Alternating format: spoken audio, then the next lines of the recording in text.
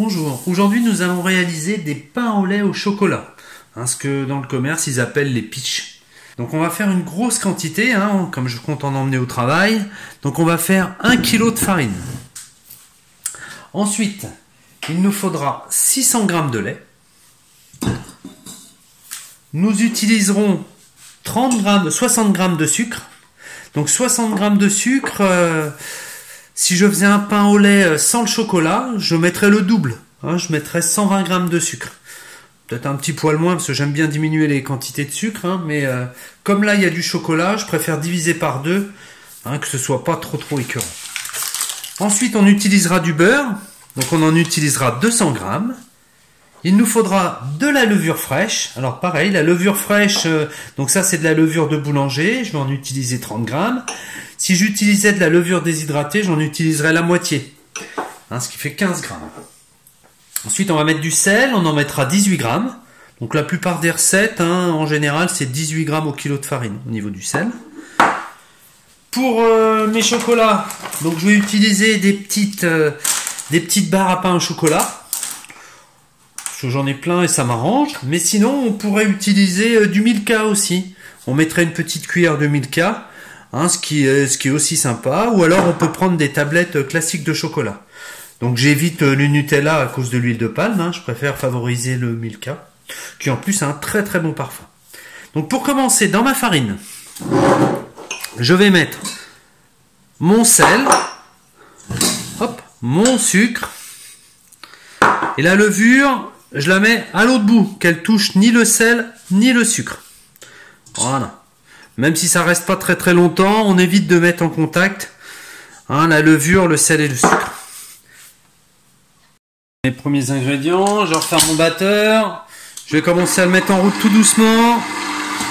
Et je vais verser mon lait. Voilà. Donc je démarre 2 à 3 minutes doucement, au ralenti, pour que tout se mélange. Il faut déjà commencer à faire une pâte assez homogène.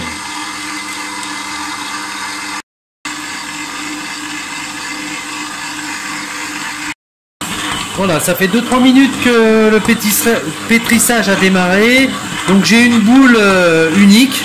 Donc maintenant je vais pétrir pendant 5 bonnes minutes à vitesse un petit peu plus rapide. Donc sur mon batteur ça va faire du 2. Donc il faut faire attention au temps de pétrissage. Donc je vais bien regarder l'heure et je vais compter que 5 minutes à cette vitesse là. C'est peut-être un peu rapide.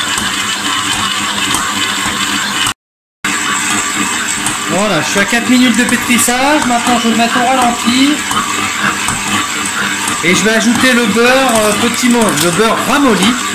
Petit morceau par petit morceau. Je vais le mettre moins fort. Voilà, je vais le mettre encore moins fort. Voilà, l'idée c'est d'ajouter le beurre tranquillement.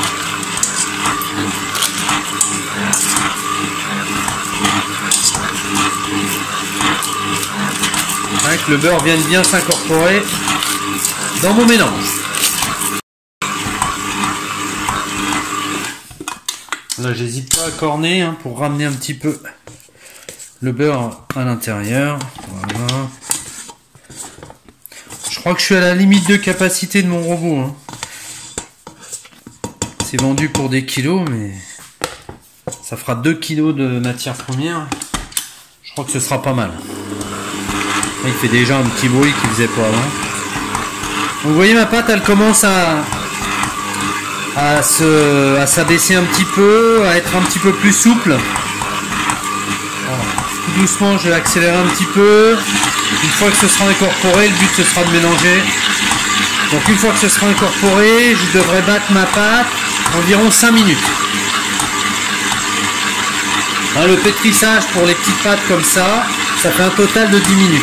Par contre, il faut vérifier l'état de la pâte parce que c'est quand même pas un batteur professionnel. Donc on vérifiera l'état de pâte. Il est possible qu'on rajoute 2-3 minutes.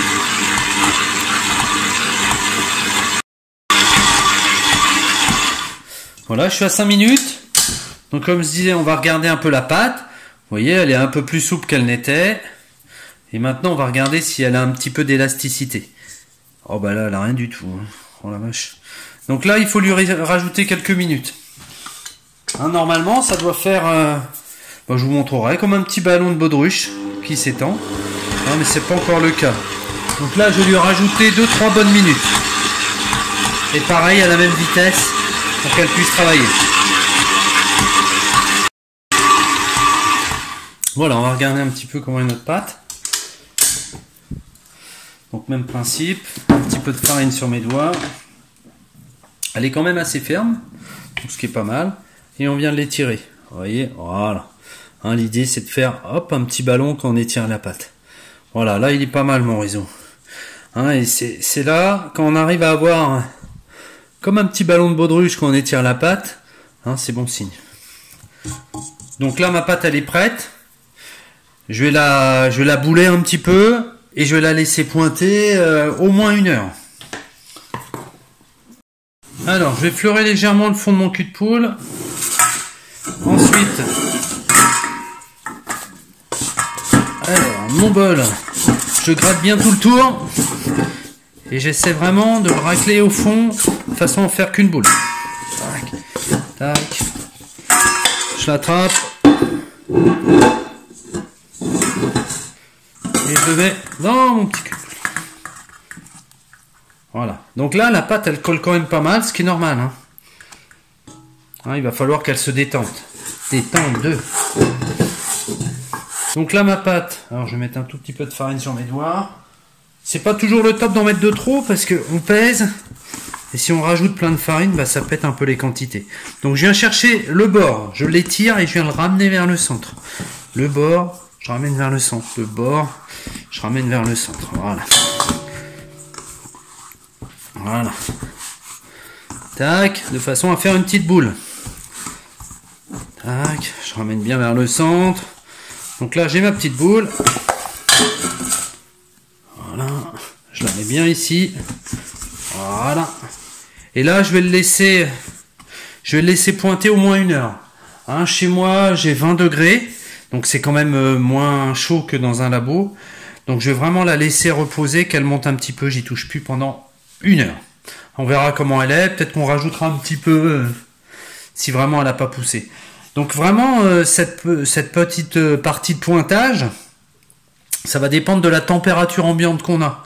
Hein, plus il fait chaud, bah, moins on fera pointer longtemps. Hein, ma pâte, en plus, elle est assez chaude. Hein, parce qu'elle a été travaillée un petit peu plus longtemps au batteur. Comme le batteur, bon, bah, ça reste du batteur familial. Hein, donc je vais essayer de faire attention à ce qu'elle chauffe pas trop, qu'on puisse quand même la travailler après. Mon petit bout de papier film, je vais le mettre au contact. Voilà, et puis je la laisser travailler. À tout à l'heure. Voilà, ma pâte a pas mal gonflé. Là, j'ai fait 1 heure et quart. Donc ça suffit largement. Hein. Elle a pas doublé, mais elle a pris un tiers en plus. Donc là, je vais chasser les gaz dans un premier temps. Je sors ma pâte. Je la mets sur mon plan de travail. Donc déjà, on voit qu'elle colle un peu moins. Voilà. Donc là, hop, je vais mettre un peu de pression. Voilà. Je ramène les bords. Je ramène les bords. Je ramène les bords. Et je viens pousser. Voilà. Impeccable. Et je vais la laisser comme ceci. Voilà, ma pâte est prête. Donc maintenant, je vais fleurer légèrement quand même. Maintenant, je vais la détailler. Donc avec ça, normalement, on doit être autour des 2 kg. Je vais vérifier d'ailleurs. Hop, voyons voir. 1 kg. 1 kg 9. Donc on va faire autour des 26 pièces. Donc je vais prendre ma corne et on va faire des morceaux de 70 grammes. Alors je vais le mettre comme ça. Je mets mon truc à 0. Avec ma corde, j'en coupe des bouts. On va voir ce que donne le premier. 92. Si c'est un peu trop, j'enlève. 73. Allez, on chipote pas.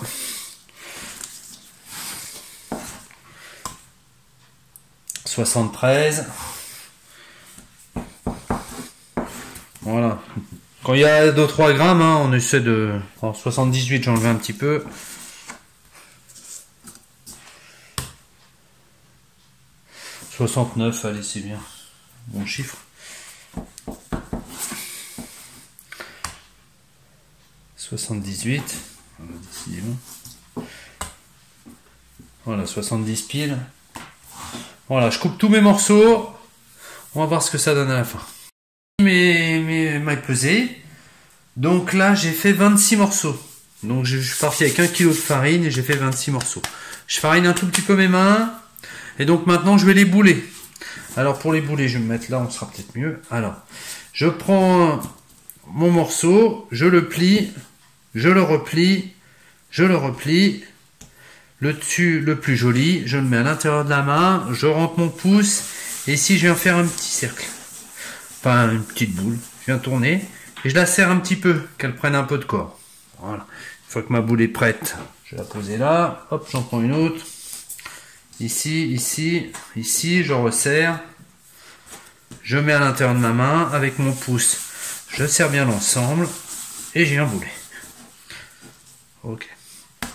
Donc je farine, mais très très légèrement. Parce que si c'est trop fariné, après ça glisse et on n'arrive plus à les bouler. Après, une fois qu'on a pris le coup, comme on a deux mains, on fait ça avec les deux mains. Donc je mets mes 2 pouces. Je viens tourner. Voilà.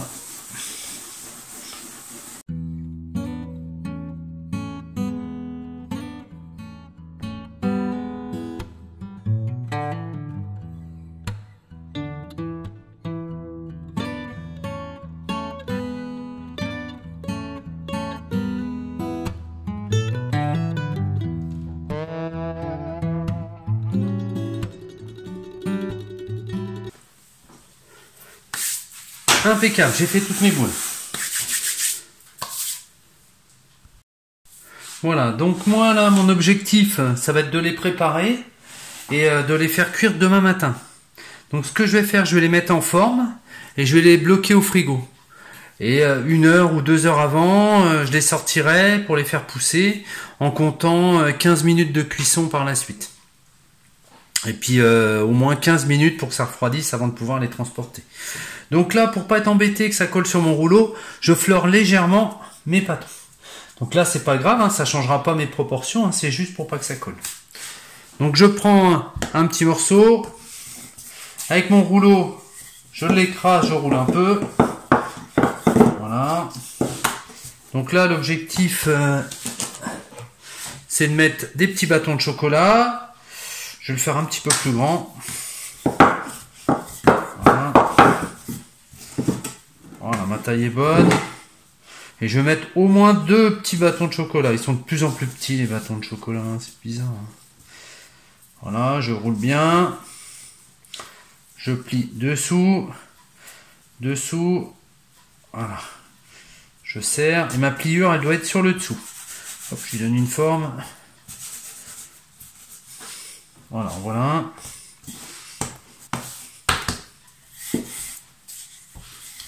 Voilà. Allez, je vais me faire un peu de place. Donc 2 chocolats. Hop, je viens rouler. Je ramène bien mes 2 bords. Je soude un peu en serrant avec les doigts. Et là, hop, j'essaie de serrer un peu pour lui donner une forme allongée. Très bien. La deuxième, pareil, je roule. Je roule, je roule. Je suis en bas au niveau de la soudure. Je serre tout. Je rabats les bords. Voilà, très bien. Et là, hop, je lui donne une petite forme comme si je le voulais. Et je fais attention à mettre mes soudures en dessous. On a le même principe. Je roule en dessous. Je ramène mes 2 bords. Je serre mes soudures.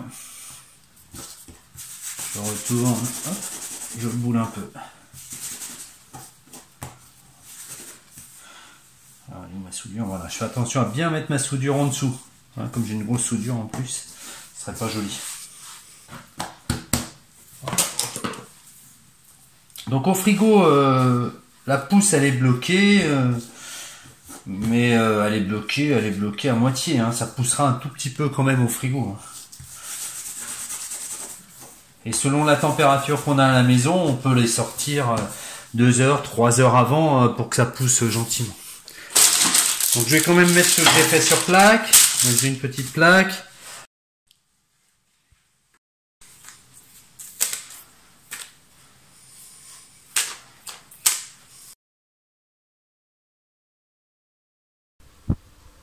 Donc là, je vais mettre à pousser mes pains au lait.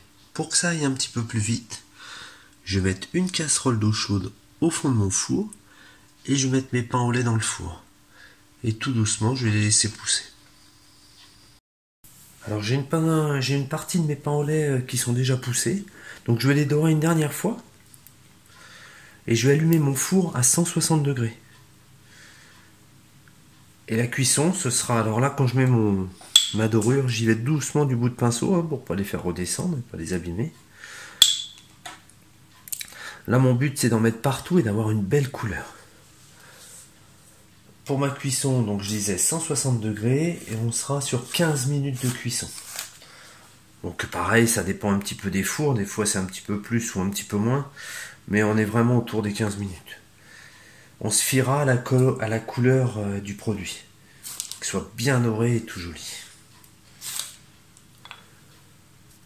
Voilà, mes pains au lait sont cuits. Voilà, ils sont bien colorés en dessous, c'est comme ça qu'on voit la cuisson. Le dessus, une belle coloration. Et en dessous, pareil, une petite coloration. Hein, on peut taper. Donc maintenant, il va falloir les laisser refroidir. Donc ils étaient assez proches ceux-là, donc ils sont un peu collés. C'est pas très très grave. Hein. Hop, hop. Donc je vais les mettre sur grille et je vais les laisser se reposer. Une petite particularité, là j'en ai fait beaucoup, donc sur un four ménager, du coup ça change tout de suite la température. Donc j'ai été obligé de monter un petit peu la température et rajouter 3-4 minutes de cuisson. Si j'en ai qu'une plaque à faire, c'est 15 minutes à 160 degrés. Si je mets 2 plaques dans le four, faut que j'augmente un petit peu la température et sûrement un petit peu le temps.